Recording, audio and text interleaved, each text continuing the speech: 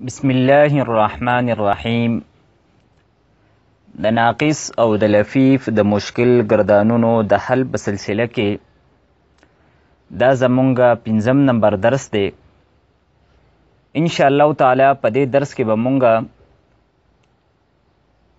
د ناقص او د لفیف د مضارع څومره گردانونه چې دي نو د هغوی دپاره مونږ به 3 نمونې ذکر کوو.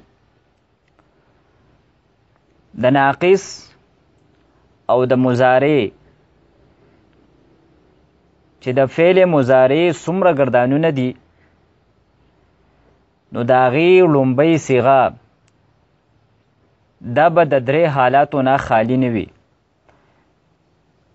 د هغې د لومبۍ صیغې په آخر کې به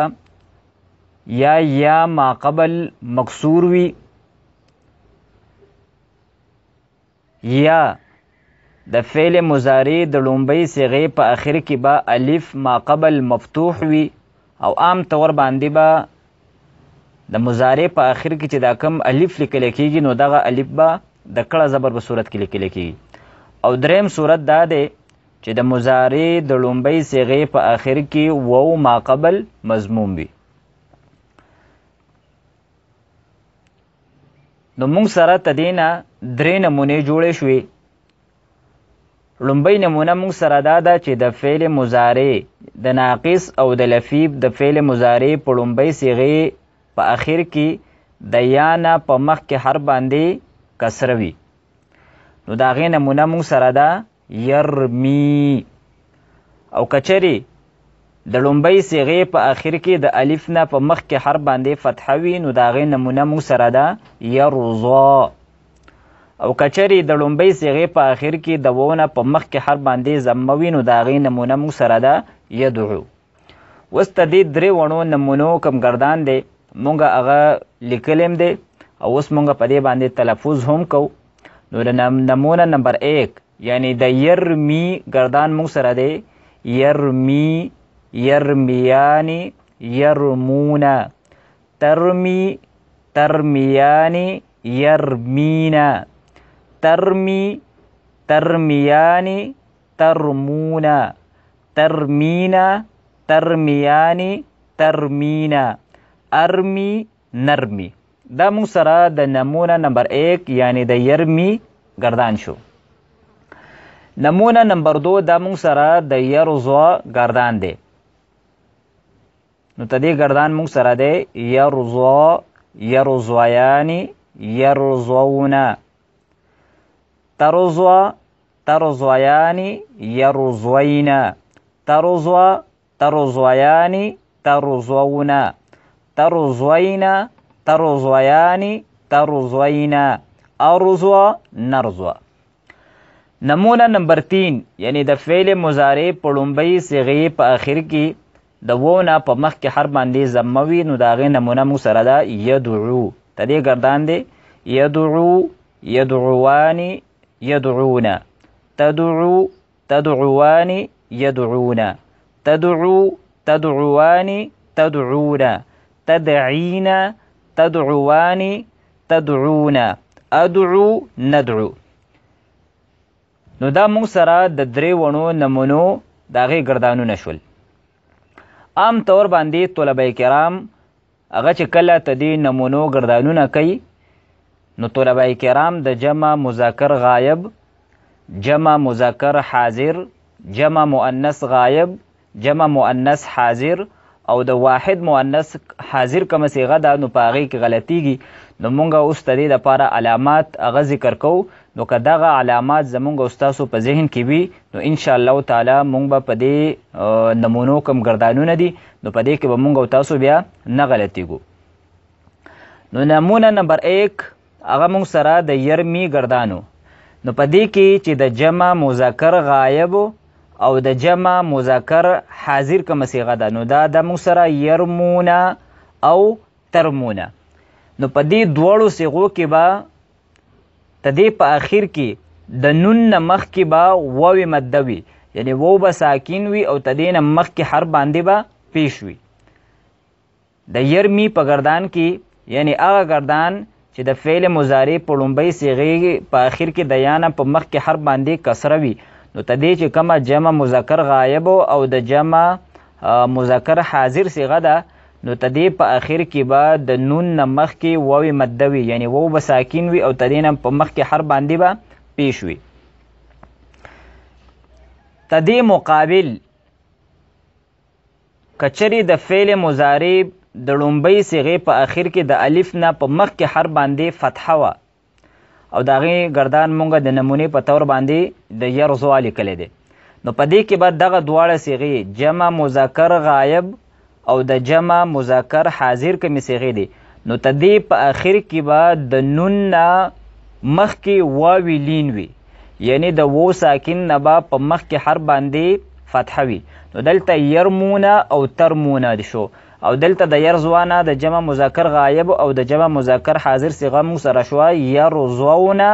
ترزوونه فرق پکې دا دی الته واوی لین دی او الته واوی مده ده او دلته واوی لین دی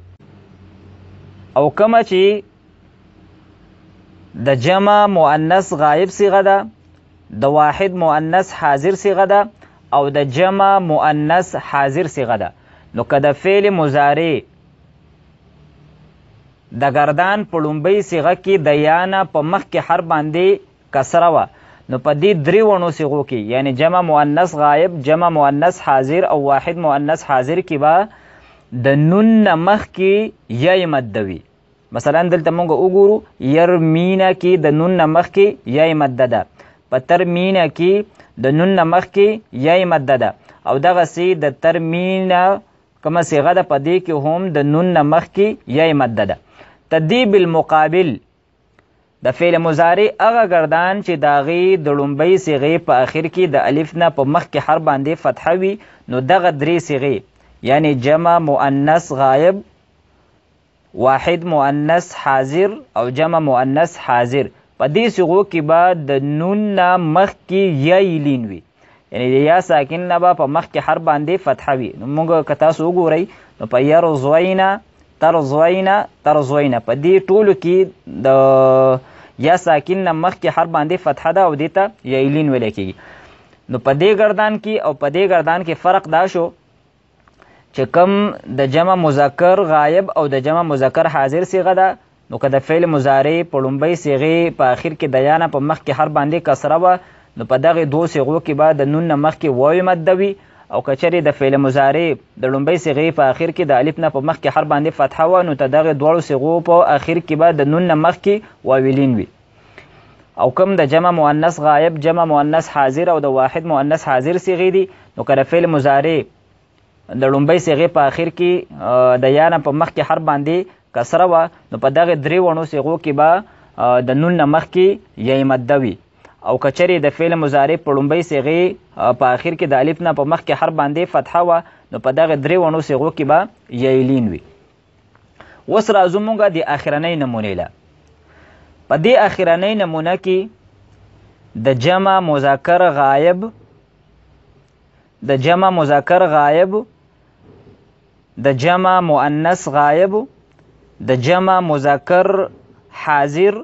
او کومه د جمع مؤنث حاضر صیغه ده یعنی د جمع د کومې څلور صیغې دي خوا که هغه د جمع مذکر صیغې دي او که د جمع مؤنث صیغې دي او خوا که غایب دي او که حاضر صیغې دي نو په دې ټولو په اخر کې به د نون نه مخکې واوی مده وي په دې څلور وړو صیغو کې یعنی یدعونه تدعونه او تدعونه او تدعونه په دې څلور وړو کې به د نون نه مخکې واوی مده وي. البته که واحد مؤنث حاضر صیغه ده نو په دې کې به د نون نه مخکې یای مده وي یعنی په دې ګردان کې واویلین او یا د یایلین کم صورت دی نو هغه نه جوړیږي نو کم څلور د جمع صیغې دی په هغې کې به د نون نه مخکې واوی مده وي او کم د واحد مؤنث حاضر صیغه ده نو په دې کې به د نون نه مخکې یای مده وي. د دې نه علاوه د فایدې په طور باندې به زه دا خبره هم وکړم که چېرې د فعل مضارع په لومبۍ صیغې کې د یا نه په مخکې حرف باندې کسره وه او د مضارع هغه ګردان چې د هغې د لومبۍ صیغې په آخر کې د الف نه په مخکې حرف باندې فتحه وه نو تدې چې کوم د تثنیې صیغې دي د تثنیې چې کومې څلور صیغې دي نو د هغې په آخر کې به د یانې لفظ راځي. مثلا دلته یرمیانی ترمیانی ترمیانی ترمیانی دی او دلته دی یرزویانی ترزویانی ترزویانی ترزویانی. خو په یرمی او په یرزوا په تثنیو کې فرق به دا وي چې دلته به د یانې نه مخکې لفظ هغه مفتوح وي او په د یرمی چې کومې تثنیې دي نو په هغه کې به د یانه په مخکې حرف باندې کسره وي. او کوم نمونه نمبر 3 دی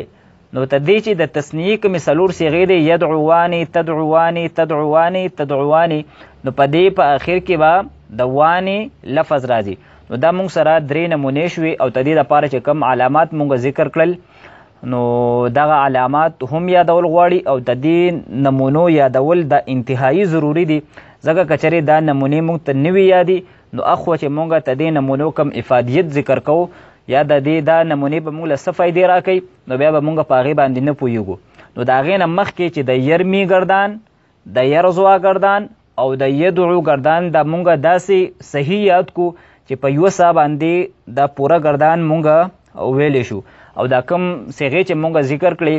د جمع مذکر او د جمع مؤنث او د واحد مؤنث کمې صیغې دي نو په دې کې عام طور باندې چې کمې غلطیانې کېږي چې د دې غلطیانو نه مونږ محفوظ شو نو دا نمونې به مونږ له انتهایی فایده راکوي. انشاءالله تعالی آینده درس کې به مونږ له دا خبره کوو چې یرمی ګردان مونږ یاد کو نو دا به مونږ له څه فایده راکوي. وآخر دعوانا ان الحمد لله رب العالمین.